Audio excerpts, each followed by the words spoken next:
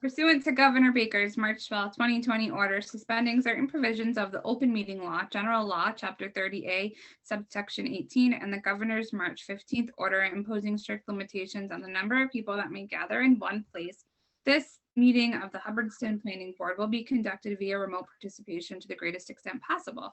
Specific information and the general guidelines for remote participation by members of the public and/or parties with a right and/or requirement to attend this meeting can be found at www.hubbardstonma.us. No in-person attendance of members of the public will be permitted, but every effort will be made to ensure that the public can adequately access the proceedings in real time via technological means. In the event that we are unable to do so, despite best efforts, we will post on the town's website an audio or video recording, transcript, or other comprehensive record of proceedings as soon as possible after the meeting. Thank you. Okay, so the first thing I have to announce is that planning board meetings are broadcast live and digitally recorded. And now I want to call the meeting to order, declare we have a quorum, introduce our members, who are Bill Holmans, Francois Steiger, John Demalia, and myself, and Erica Dack, who's our associate member. So we usually start with public comments. Do we have anybody that's indicated from the public that they want to speak? No? Okay, there'll be a chance at the end if anybody shows up. Just bring it to my attention. And we don't have minutes to approve. We do have one action item, which regards a public hearing on a scenic road application. So in order to, by Karen and Peter LaPierre, who I know are here, at least Karen is. So the first order of business would be to entertain a vote to enter into a public hearing, and after which we will return to our regular meeting. Does someone want to make that motion? I wish to make that motion. Bill, put your name when you talk after it. So Bill Holman. Okay. Is there a second? John Demalia, I'll second that. Okay. All in favor, lift all eye. Holman's aye. Demalia, aye. Okay, excellent. All right. So you all got a package of papers in that contain two plans in the application. Usually we start from hearing from the applicant. If you'd like to say anything about your project. Yeah, we're building a home. We're downsizing, so We live on Hale Road. we live on Hill Road now, and we're just moving up the street. Okay, I see on the plans there are two houses you're proposing. Yeah, we're gonna build this one first. It just so happened that in order to get the one lot, we had to buy two lots. So we're gonna stay in one for a while and then downsize even more for the second one. So we figured while we're doing one, we might as well, get the driveway permit for the second one, but we will not be building that for a couple years. Okay, interesting. So I think probably everybody's had a chance to look at your two applications, which also show the septic systems, which are in the front. Okay, so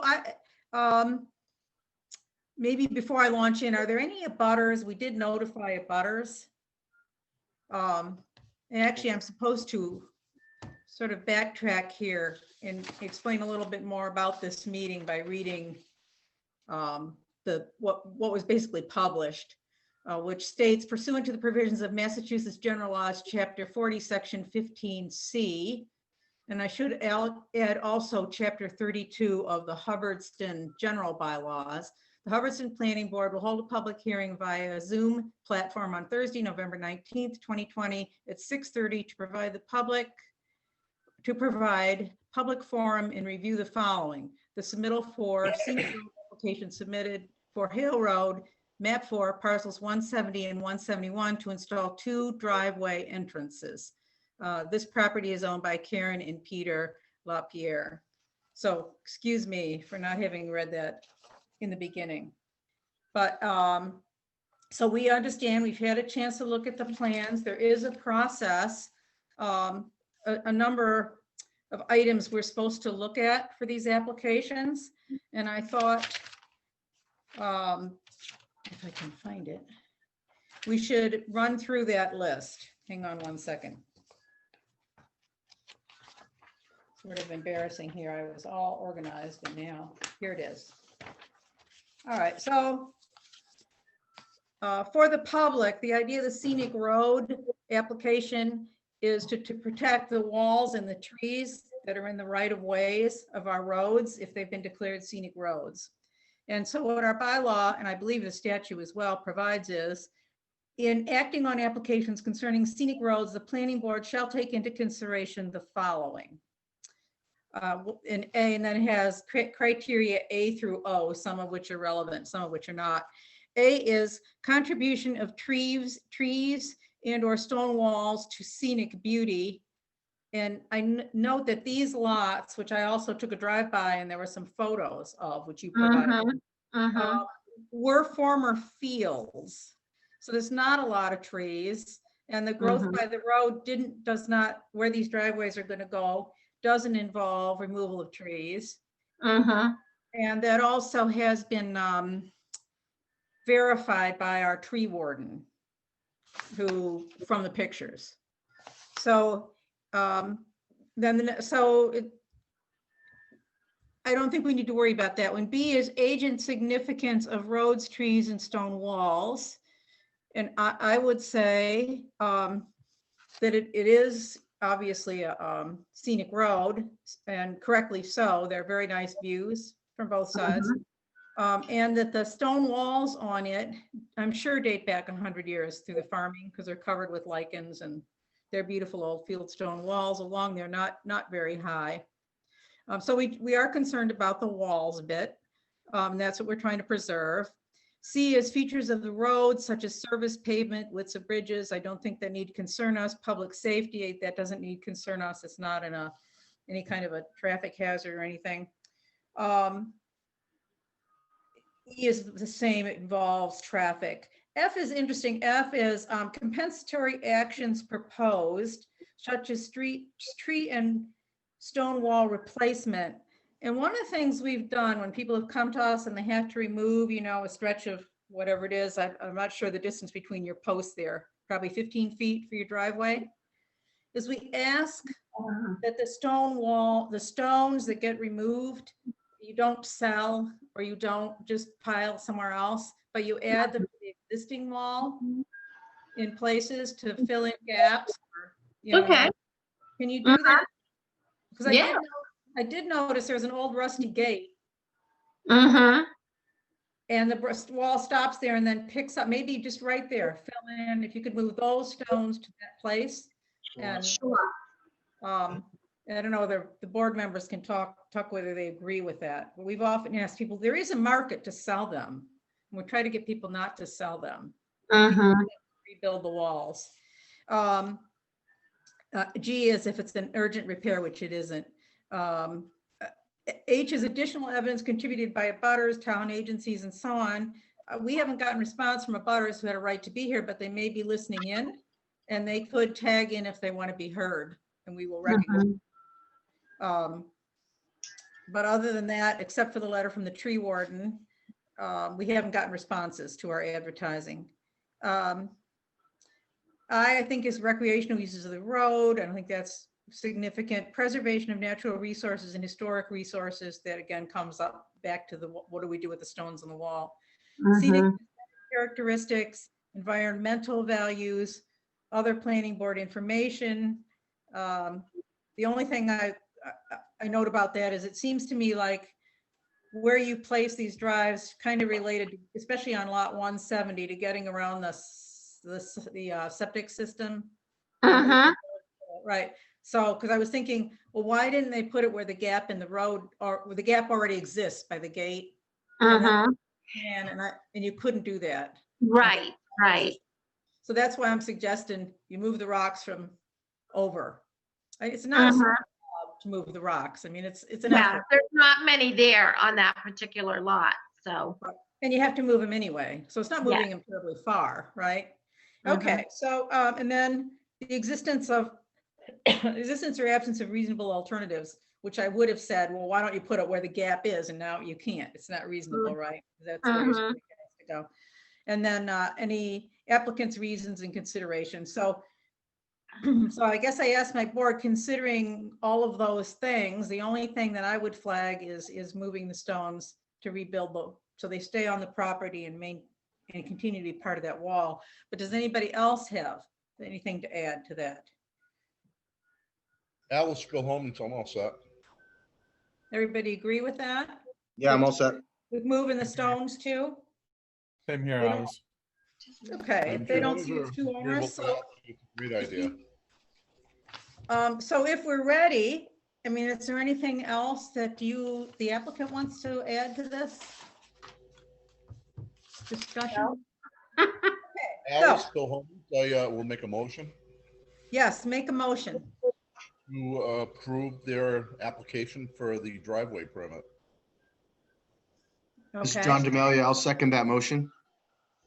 okay. Under discussion, I have an item of discussion, which is, would you like to tag on the condition that they retain the fieldstone walls and add it to the existing, the field stones being removed and add them to the existing wall? That sounds fine, Alice. Okay, can we take that as a friendly amendment, seconder? Yep. Okay, and that's all right with the applicant? That's fine, sure. Okay. I'm all about preserving and Okay, so, any other discussion? Hearing none, I'm ready to vote on the approval motion. Livedall, aye. Dyer, aye. Aye. John Demalia, aye.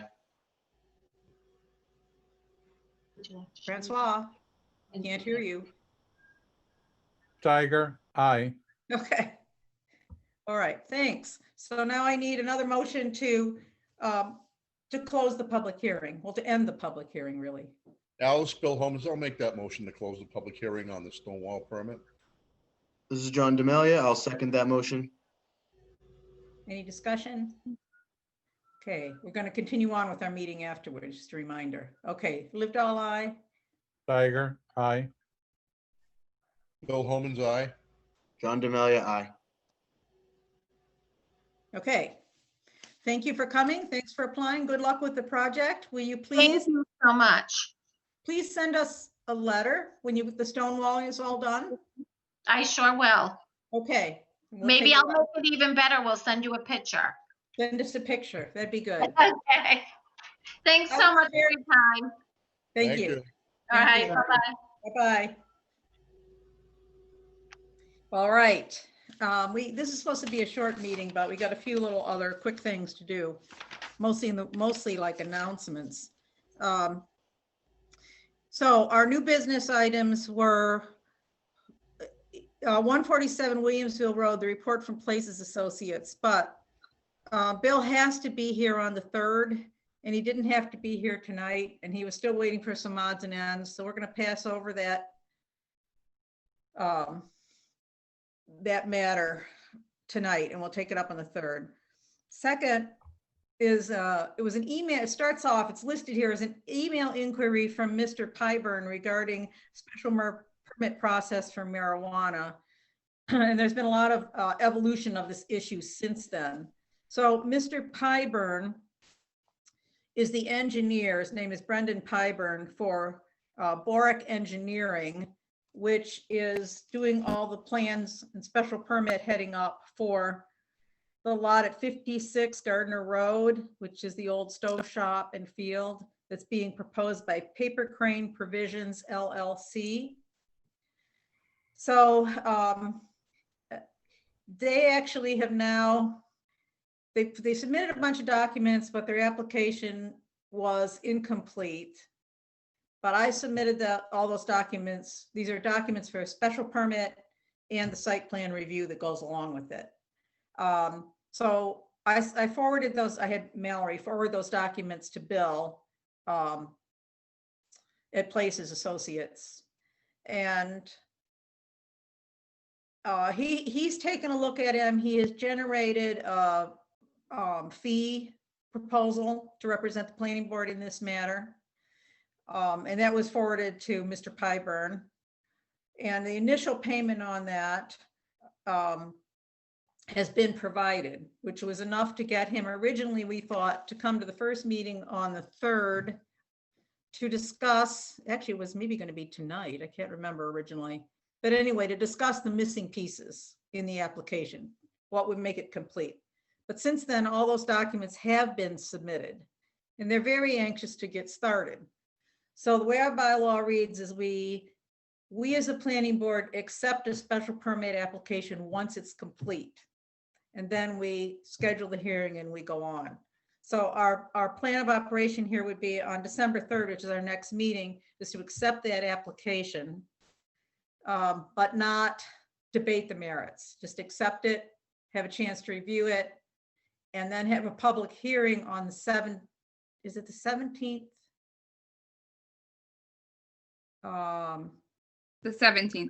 Yeah, the 17th. Okay. Just want to make sure that's right, which would be our regularly scheduled second meeting in December, but it probably won't be a short meeting because it'll be the public hearing on this proposal, for the marijuana shop and the greenhouse. The other thing we have to do at that hearing is, before we get too far ahead of ourselves, is accept Mr. Murray's, well, accept or not accept, but vote on his proposal for services for us, which to represent us in this matter, which of course the petitioner has to pay. So we would have just those two issues on: accepting his application as a board, and then okaying those fees, which we pay, but we're reimbursed by the developer for it. But he did agree. You have a check for his original review to get to the 3rd, because I want Mr. Murray there on the 3rd. So that's that status. And I would only say, especially to Erica, this is a special permit. So your vote's this is something you do vote on, and it's important because your vote counts. And there is a rule that you can't miss, if it's a hearing that's then continued, which on big projects it almost always is, yet you really have to come to all of those sessions. Because if you miss one, then it jeopardizes your right, this is true of the whole board too, to vote on it in the end. And we're very tight on votes with a missing member. So try to make all of those meetings. And if there's one you standard, well, try to make any, so you got to be there on the 3rd and the 17th. And then if we postpone it to another date certain, we'll try to make sure everybody can make that meeting. And we will try to always make it on a regularly scheduled day of our meetings. So we'll see how long it takes. Hopefully it won't take as long as the storage locker process, but it's every bit as complicated because it has drainage issues and a lot of issues.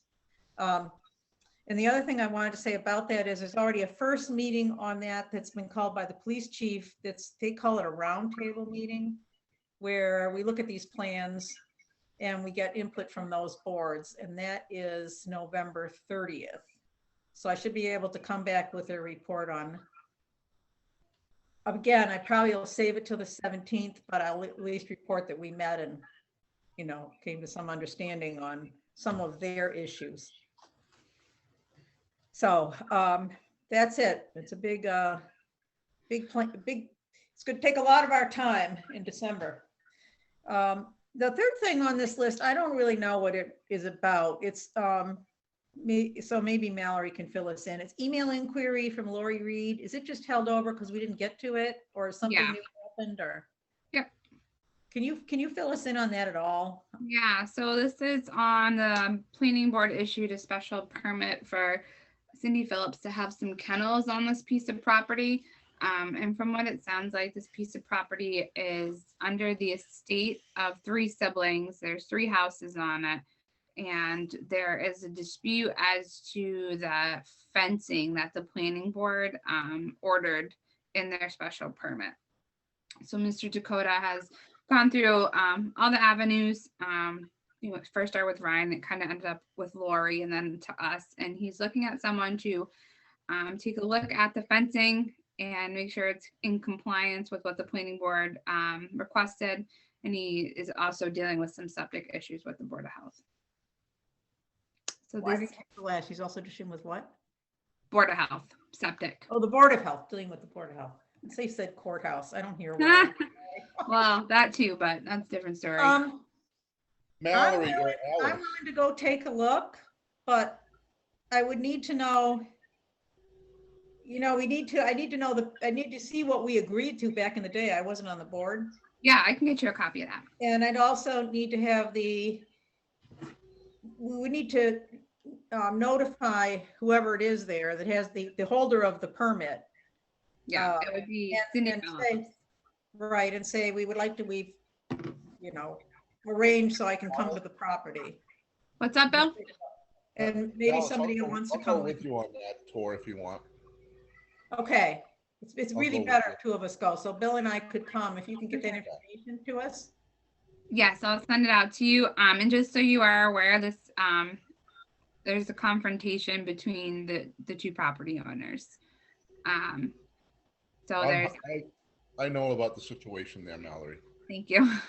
Well, if the issue is the fence in accordance with the plan, we wouldn't need No, to have the parties together. right, just, absolutely not. And I don't think that Miss Phillips is even living there. It's just that she's having litters there, but I can't say that someone won't come out of their house if they see you out there. Well, we have generally no permission to enter anybody's land without. No. Anyway, so Yeah, right. they always had to be notified and asked. So Yeah. if you could, I'm happy to help you put together a letter addressed. to Yeah, the- I have no problem. that we'll David has send- become very friendly in my office. or even a phone call if you can get a telephone. Yeah. number. All right, so I'll leave that to you to follow up on. You've got it. Bill and I will go and take a look. Perfect. But really, Mr. Dakota should put his objection in writing, and I don't know, it was an email. Yeah, I think I only said, we've received this email from you. I haven't seen the original email. right. So, I'll get it. I'll have him put it in writing then. okay. Yes, Alice, and request that we check it out in the compliance, what he wants. And yes, Bill. a question for the board or to you. This last application that we had for the one driveway permit, should it have been 2 permits instead of 1 because they're gonna put in 2 different driveways and they're gonna separate the property? Yes. I think they're gonna put the driveways in before they separate. Yeah, but it's still 2 driveways. So write them separate, like write the approval So, separate. well, it's an issue. Mallory, as a backstory, we had this. So the pricing for if somebody comes in with an A&R lot, is they pay by the lot, Yeah. sort of this issue. And I think this is a similar kind of issue. And I don't know whether it's been resolved before, but my thinking would be if somebody is building 2 distinctly separate driveways, like Sure. if it was like an arch driveway, that the circular drive, Yeah. for one person, then I think that's one permit, the one scenic road application.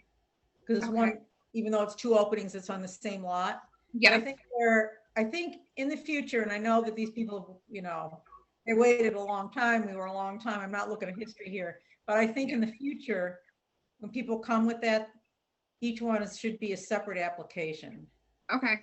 We can do that. But I don't know, does everybody agree with that? Should we change the bylaw to stipulate that? Because what if I had all this land on this road and I'm gonna separate it down the road a little bit and have 10 house lots? So I get approval today from our board to get all of that at once. Shouldn't they have their separate and attached to that separated lot? And go with the lot and then the house and all that at once? We probably ought to read how the bylaw reads in more detail for this issue, which why don't I look at how it's been done in the past and look at how the bylaw reads? And look, if we amend it, we have to go to town meeting, of course, to amend it. I'll look at it one more time and I'll report back at the next meeting. Should I do that? Sounds good. See how it's been handled in the past, and Mallory, can you jot that down for me? Yeah, absolutely. Take a look at the special, if you just put, yeah, take a look at the scenic road Okay. bylaw and the statute. They're both fairly long, the bylaw and the statute. See if it may be clear in it, and then we don't need to take any action. But I also think we could just have a policy. Mm-hmm. And they should all be, I mean, you could do one, maybe one advertising with them. I don't know, it is an issue. It is an issue. So I'll look at it more. Just, we'll come back to it, okay? Under old business you. next time. Okay, so is there anything else in the new business category? The new business, my new business was really telling you all about this Mr. Pyburn and the 56 Gardner Road special permit coming up. I don't have, if anybody else doesn't have new business, I'll move on to matters not reasonably anticipated by the chair. I really don't have anything under that. Under old business, If I may, Madam Chair. yeah, Sorry, Bill? interrupt here. It's Francois. Oh, Francois, yes. I apologize, for some reason, my internet connection today seems to be lacking oomph, as they say. This is really more a matter of a question to the board. I think both Bill and I have been approached by individuals who have had some concerns about the fact that under the general bylaw, which we frankly do not have a say, we do not, we have no jurisdiction over, but under the general bylaw, there seems to be some potential violations happening, very specifically with regards to the storage of unlicensed vehicles. And these individuals that have approached us are leery about going themselves in front of the select board. And so I guess it's a general question that I'm asking the board, that as a board that has certain amount of visibility in town and is approached by individuals, how much of a leverage do we as board members, or maybe even as a board collectively, have when it comes to requesting that the select board address a matter very specifically with regards to the potential violation of bylaws, the general bylaws? I know I'm putting this in very, very general terms, so as not to imply that, you know, that we're going after anything specific at this point in time. Well, some of the bylaws, general bylaws, are like, you know, like gravel pits and so forth, are under our specific jurisdiction. Correct, the but this junk- one does. The one junk does car not. doesn't specify. Let's see, what Yes. is it? I mean, I agree with you. I think there's a lot of junk cars in town. It would generally be the zoning enforcement officer, I would think. Correct, but again, as individuals, they're leery about doing so because they would have to provide their name. As we have had incidences in the past, the zoning officer will not go out and investigate anything if it's an anonymous quote unquote tip or complaint. Would, you know, I can understand his view on that, but I think that you're right, there should be some way to do that. Do you think that people that don't want to complain, Alice, is they the could board, submit possibly a letter to us did have their name on it, and then request that, you know, anonymity? We could approach it that way. Bill, do you have something that you wanted to add to this conversation? Because I Well, I know was just you gonna and I have say is- discussed this here. I was just gonna say, as a board member, I'll make the comment to the board in the location of the problem, and there's been a lot of issues up there with a lot of different things, but it's violated our regulations in town and bylaws of having so many vehicles on the property. It's not a- Unlicensed vehicles, by the way. Let's make sure that this is very clearly stated. What's right. that, Francois? These are unlicensed vehicles, non-registered vehicles. So, It's really gotten out of hand up there, and I don't know the status or if anybody's complained to the building inspector's office. I do know the owners of the property up there right next to it that have made complaints to most of the boards.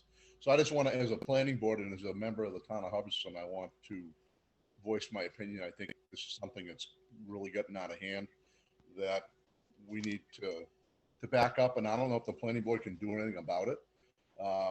Or is it, we just show our support to do something?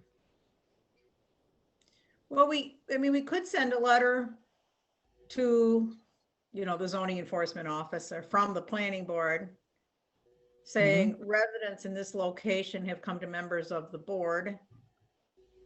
And we as a planning, to complain about vehicles, unstored vehicles, cite the statute, the bylaw. And we respectfully ask that they investigate this situation and, And I think, Madam Chair, Madam Chair, I think that members of this board have actually seen this here themselves and can attest to the problem that is at hand. The problem is highly visible from the road. If you go by the property on the road and look, you can see the issue. Correct. I'm just trying to think how to handle this without, it's a new matter. It is. So maybe what we should do is make a motion again to put it on the agenda with an address and notify the person that owns the property before we vote to send a letter. Well, this is not a matter that we as a planning board have jurisdiction over, I believe, right? That's correct. Should we write a letter to the Board of Selectmen and or the building inspector? We should. I'm just reluctant to take up a specific action, right? When it has not been on an agenda. So generally you'd have new business and then you'd put it on an agenda for next time that would at least give a heads up to that it's something we were considering. I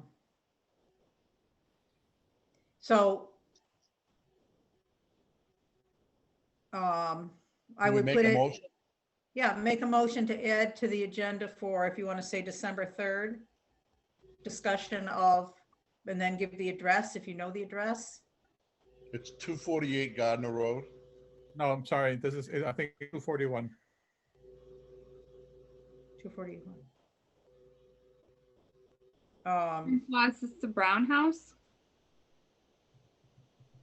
Couldn't hear. I'm sorry. Mine is cutting out.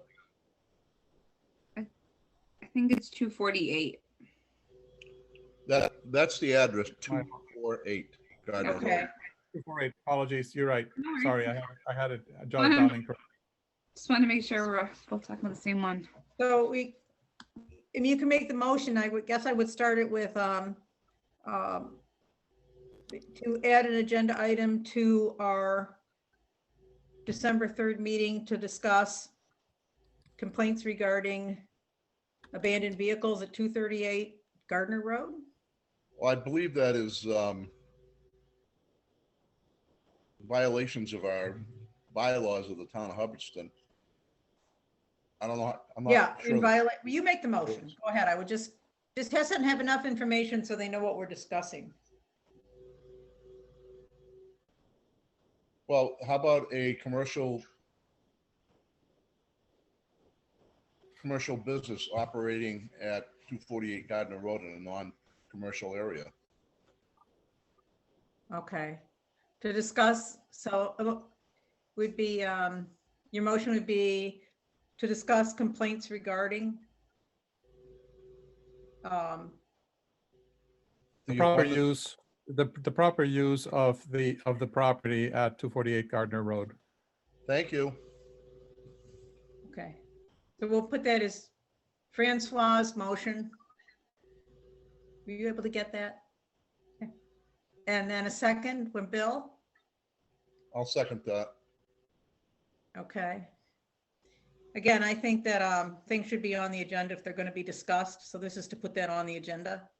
So it shouldn't be discussed at this point, it should just be voted on. So Livedall, aye. Steiger, aye. Bill Holman's aye. John Demalia, aye. Okay. So, so we will take it up then. And if people want Thank to. you. Can. Thank you. Okay, so that would be new business. It's now going to become an action item. There are it's another old business item that's filed because it's old business because it involved the Roberts property in North Comet Pond Road. So you're going to get a copy of Mallory will get it to you, of a letter I wrote. I thought we need to sort this out because if you look at, there is no list of roads in town that I know of except the two lists of scenic roads and non-scenic roads, right? And these are all so the Comet Pond roads that are listed as, West Comet Pond. There's actually 4 roads there. And then in parentheses afterwards, private, which is important. But if you look at it, West Comet Pond Road is listed twice under 2 different names. And North Comet Pond Road wasn't listed at all. And then there's another road there that isn't listed either. So I wrote to them, I don't know who has jurisdiction over these roads. I know with scenic roads, that list goes to a vote at town meeting, but just the regular list of roads, I just wanted to get it corrected so that instead of having West Comet Pond Road private and Comet Pond Road West private, which are really the same thing, eliminate one of them and add, because we did go to all this work and we determined that all the Comet Pond roads are the same and that North Comet Pond Road or Comet Pond Road North, whatever it is, should be on that list. So I just wanted to tell you, we're taking that up and I'm getting some clarification on whether we can amend that list to fix it. And I also wanted to ask for Mallory as part of this is, I think where we took an action and voted, we should send the Roberts a letter that just says on whatever the date was, November 3rd, whenever it was, I guess it was last meeting in October, that the planning board took a vote to recognize North Comet Pond Road. And then in the statutory language of the vote, I can help you put that letter together. But sometimes when we take actions and we don't follow it up with it with correspondence to the petitioner, and then time goes by, that record's lost. So I think they deserve a record of our vote.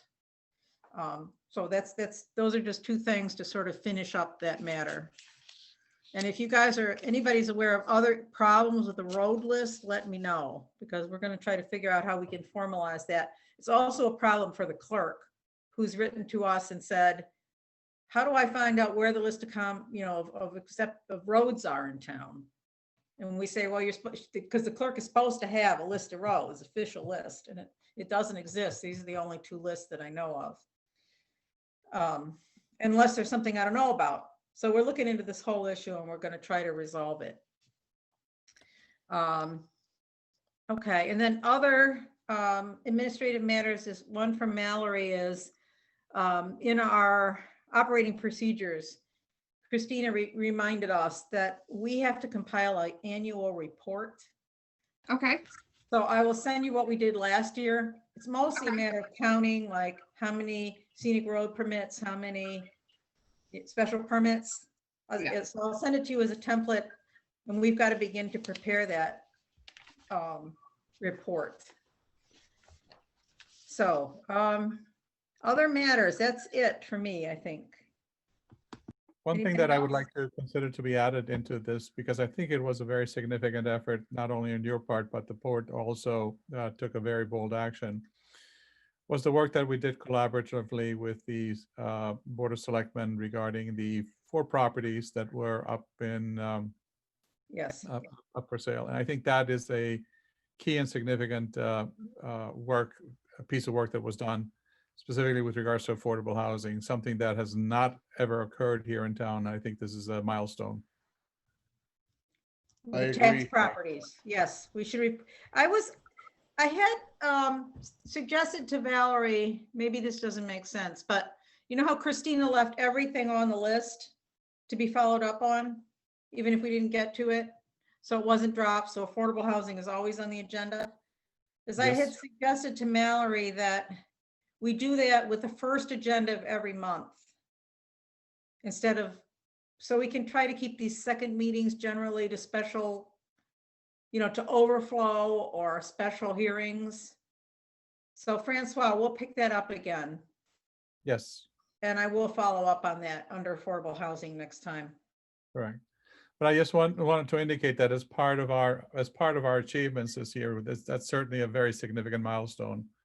Oh, And I think yes, okay. That's what I would like to make sure it gets accentuated. That's the reason that I mentioned it. Oh, to get it in the report. Yeah, it wouldn't have Yes, ma'am. occurred to me. Yeah, that's good. I made a note of it. All right. Anything else anybody wants to say? I was hoping for kind of a short meeting here. Anything else? I'm all set, Alice. Somebody want to make a motion to adjourn? I'll make that motion to adjourn. Bill Holman's. John Demalia will second. Okay. Lived all I. Bill Holman's aye. John Demalia, aye. Councilor Steiger, aye. Okay, we stand adjourned. Very important that everybody come to December 3rd and December 17th meetings.